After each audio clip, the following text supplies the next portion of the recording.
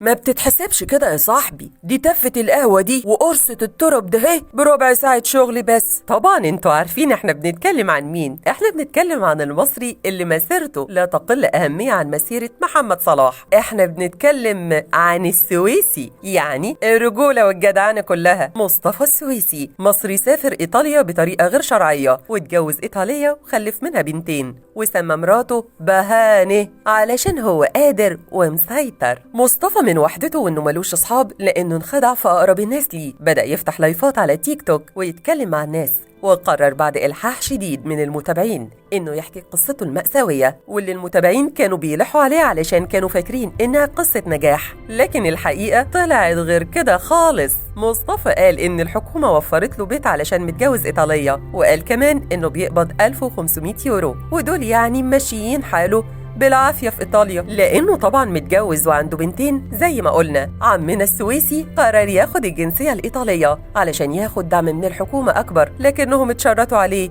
إنه يتخلى عن الجنسية المصرية. فتح صدره على مصراعيه وطلع لايف وقال لهم مصر في دمي وعمري ما اتخلى عن جنسيتها أبدا، تغر إيطاليا باللي فيها يا شيخ. السويسي رغم إنه بيجيب ملايين المشاهدات، لكنه لحد دلوقتي مش عارف يستغلهم في أي ربح، وده طبعا نظرا لأنه جديد في المجال ده وما بيقبلش تبرعات من حد، ولو اعتمد على الإعلانات بس على الفيديوهات ما بتجيبلوش أي حاجة. السويسي حكى لنا إنه نام كتير في الشارع واتنصب عليه من أصحابه ومن اللي مشغلينه وهو كان عيل صغير، واتصدم في كل البشر، وعلشان كده قرر يعيش لوحده لحد ما ربنا بعت له بهانة مراته اللي دخلها الإسلام ورزقه بعيلة صالحة وبنتين زي القمر.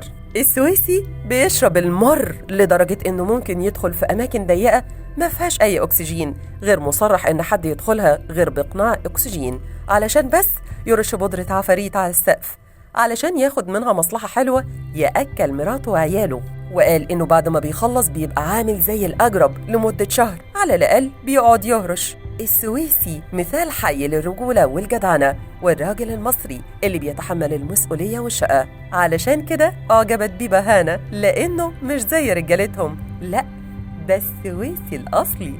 ما تنسوش تشتركوا في قناة مصر اليوم على يوتيوب وتفعلوا زر الجرس علشان يوصل لكم كل الأخبار أول بأول.